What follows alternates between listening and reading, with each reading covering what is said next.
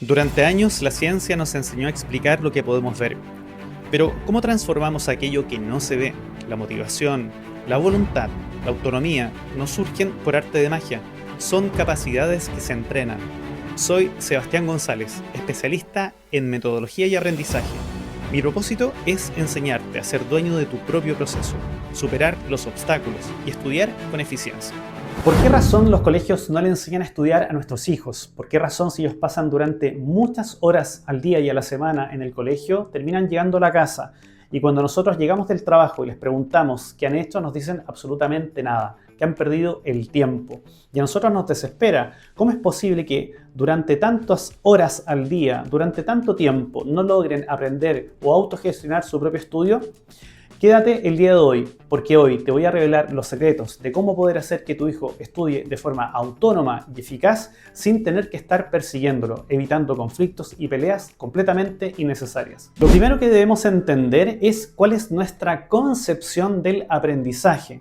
Si quieres generar un cambio en una persona, debes prestar atención en qué entiendes por el concepto de aprendizaje. ¿Y por qué el concepto de aprendizaje es tan importante? Porque, como lo definas, son las acciones y las decisiones que vas a tomar. Así, tal cual. Aprendizaje, según la literatura y la investigación, se define como un proceso. ¿Y por qué hablamos de proceso? Porque estamos hablando de algo que ocurre gradualmente, no algo que ocurre explosivamente, de un momento a otro. Sabemos muy bien que hay crecimientos, hay desarrollos que también pueden ser muy explosivos. Sin embargo, la gran mayoría de los procesos de aprendizaje son más bien lentos y graduales. Y en segundo lugar, el concepto de proceso se entiende como un proceso de interacciones. Por lo tanto, la interacción es lo que produce aprendizaje. ¿A qué nos referimos con interacción? Cada vez que un estudiante quiere mejorar un proceso, es necesario que tenga niveles de interacción, es decir, se sienta interpelado por el contexto educativo en el que se encuentra. Contexto educativo me refiero a contenidos, profesores, compañeros, etc., ¿no? Es decir, todo lo que significa el ecosistema propiamente tal, en cuanto al recurso humano y al recurso de contenidos, ¿no?, de materia. Por lo tanto, la interacción tiene que ver con la interpelación, cómo un estudiante es capaz de ser estimulado por el contexto en el que se encuentra. El ejemplo contrario sería pensar en la siguiente imagen. Un estudiante que no tiene interacción, es decir, que no es interpelado por el medio y que al mismo tiempo suprime sus sentidos, por ejemplo, quedándose dormido en clases, no tomando apuntes o simplemente abstrayéndose de la realidad en sus propios pensamientos, disminuye las posibilidades de interactuar con el medio, con el recurso humano y con el recurso de las materias para poder generar un proceso de aprendizaje. Esto es sumamente importante entenderlo, porque cuando ese estudiante se transforma en un hijo, en una hija que llega a su casa y se encuentra con sus padres, los padres muchas veces ponen en desarrollo su propia interpretación de aprendizaje. ¿Y cuál es esa interpretación? Que el aprendizaje finalmente es una nota, es una prueba, es una fecha de una prueba y por lo tanto deben lograr sus hijos obtener un muy buen resultado.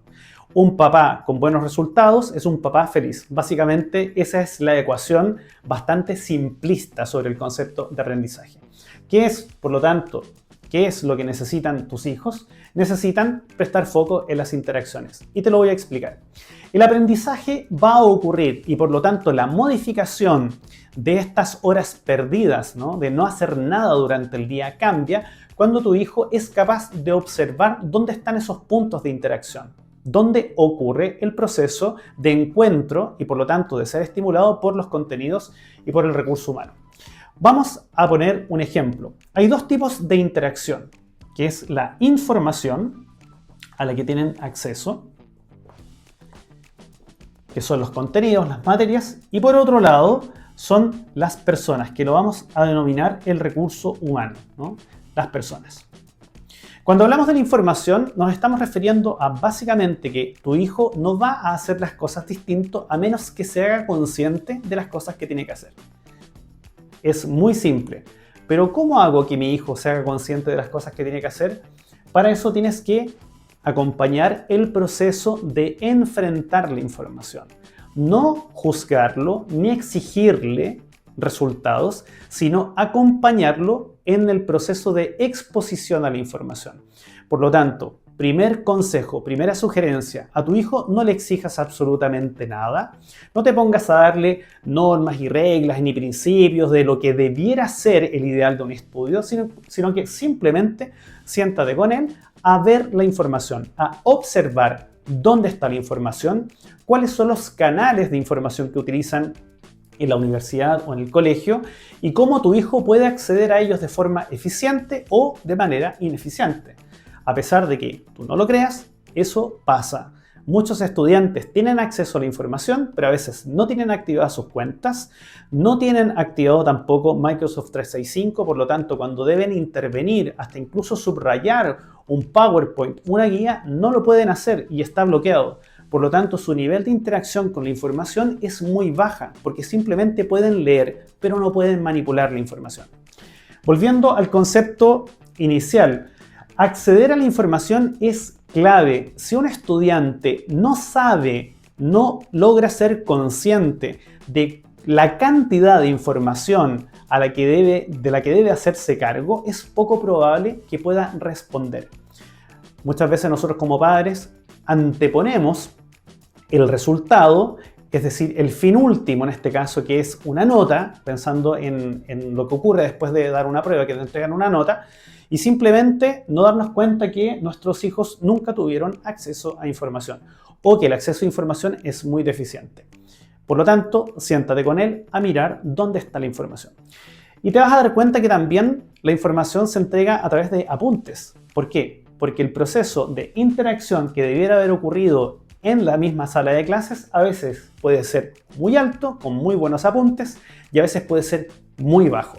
Y si los apuntes son de mala calidad, o son escasos, o simplemente bajo el discurso de mi apunte es lo mismo que el PowerPoint, o mi apunte es exactamente lo mismo que ya nos entrega el profesor, entonces estamos hablando que el nivel de información generado en las interacciones en las clases es bajo.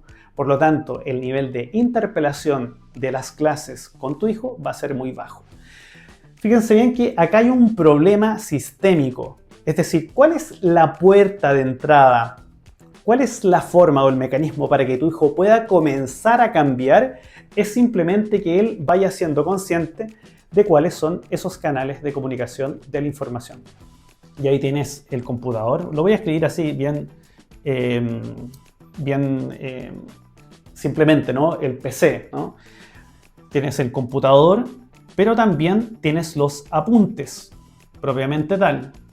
Y también tienes guías de trabajo. Todo lo que signifique información es lo que tu hijo debe observar para comenzar a producir interacciones y que en consecuencia catalice el inicio de un proceso para el aprendizaje. Hay otro factor muy importante de las interacciones, que son las personas. Tu hijo está inmerso en un ecosistema, ¿no? En este caso la institución, la universidad o el colegio. Y las personas son de varios tipos, ¿no? Tenemos a los profesores, por un lado, pero también tenemos a los estudiantes mismos, ¿no? Que son los compañeros. Y cuando nuestros hijos están dentro de ese sistema, muchas veces pueden tomar una postura más bien pasiva. Mi hijo va a clases, se sienta, está en silencio y simplemente con ese contexto nosotros creemos que se está produciendo aprendizaje. El aprendizaje es sinónimo de interacción, no sinónimo de estar físicamente sentado en un lugar. Por lo tanto, ¿qué tipo de interacciones tiene con los profesores? Y aquí te vas a encontrar con un montón, con un universo completo. Porque a veces el nivel de interacción que tienen los estudiantes con los profesores es muy bajo. O es una interacción que está basada en el prejuicio. Que el profesor me cae mal, o que al profesor le tengo mala, o que no le puedo preguntar al profesor porque detengo la clase. Otro prejuicio, ¿no? O simplemente creo que el nivel de preguntas que se me ocurre es muy torpe, es muy bajo, ¿no? Va a ser algo tan obvio que todos saben, pero yo soy el único que no sé. Entonces te vas a topar con que el inicio, lo que motiva o lo que podría llegar a motivar, ¿no? La interacción con el mundo de los profesores está basado en prejuicios, está basado en creencias donde yo no puedo o estoy limitado para poder interactuar. Y por otra parte, tienes a tus mismos compañeros, los estudiantes, con quienes básicamente no cuento. Hoy día ocurre un fenómeno bien especial, y es que los estudiantes prefieren estudiar solos o de forma remota, ya sea a través de Discord o a través de WhatsApp, a través de un Drive. Generalmente la interacción que antes uno entendía que era muy importante como trabajos en grupo, etc., hoy día es muy minusvalorada por los contextos, por las generaciones actuales. Por lo tanto, tienes a estudiantes que viven muy solos su trayectoria en la universidad y al mismo tiempo en el colegio. Si un compañero, alguien, tu hijo, no sé, necesita ayuda, generalmente no va a llamar a alguien por teléfono, no lo va a contactar de manera inmediata, sino que lo va a hacer a través de WhatsApp o a través de Instagram, esperando que alguien le conteste en algún minuto. Por lo tanto, la comunicación es mucho más lenta. Y eso hace que la interacción con las personas y con los compañeros también disminuya, se obstaculice. Todo este contexto es en el que está o es la base que sostiene las pruebas, que sostiene el proceso de estudio. Si un estudiante no tiene esta base y nosotros simplemente le exigimos que tiene que responder, que le vaya muy bien en el colegio y que tenga que estudiar, simplemente va a tener mucha inseguridad, va a construir una visión negativa incluso sobre sí mismo, ¿no? Una percepción negativa sobre sus propias capacidades. ¿Por qué? Porque si yo sé que tengo que hacer cosas, pero no sé cómo interactuar con esa información, o no sé de dónde obtenerla, o simplemente no sé cómo distribuirla, planificarla, entonces voy a comenzar a destruir el concepto de aprendizaje, a destruir un proceso. Lo obstaculizo y finalmente termina siendo un gran problema. ¿Cuál es entonces el primer consejo? Presta atención a las interacciones. Cuando te sientes a estudiar con tu hijo, siéntate a que él logre observar la información, que logre interactuar con ella. Presta atención a qué es lo que dice, a cuáles son sus creencias sobre esa interacción, a realmente si entiende la materia o no la entiende, a cuáles son los juicios de valor que operan durante ese proceso. Si hace afirmaciones donde te vas a encontrar con esto, es que no hay nada de materia, es que nunca han publicado nada, es que está todo desordenado, es que nadie anota las fechas, es que los profesores siempre nos avisan encima. Te vas a encontrar con un mundo, con un universo muy grande de juicios que intervienen directamente en la forma en que tienen de estudiar. Cuando eso se ordena, cuando uno es capaz de mostrarle al estudiante, a tu hijo, qué son las cosas que hay que hacer, el estudiante comienza a tomar conciencia de que hay que hacer algo. Todavía no se sabe qué, pero comienza a tomar conciencia de que hay que ofrecer alguna respuesta. Y esa respuesta se va construyendo con el tiempo, a través de una planificación, a través de una organización, a través de una manera de hacer las cosas. Por lo tanto, el foco siempre va a estar puesto en el proceso, no en un resultado de una nota. Si a tu hijo le cuesta mucho este proceso de interacción, vas a tener que invertir mucho tiempo en ensayo y error para que poco a poco vaya siendo consciente de qué tipo de interacciones se está construyendo durante su sistema académico y en consecuencia logre una mejor respuesta. Hay estudiantes que a veces responden muy rápido y se dan cuenta que con un poco de organización pueden mejorar muchísimo su manera de rendir en la universidad o en el colegio, y eso lo van a experimentar en sus notas. Por lo tanto, no juzgues a tu hijo o a tu hija en función de sus resultados, porque eso diezma su autoestima y su percepción académica.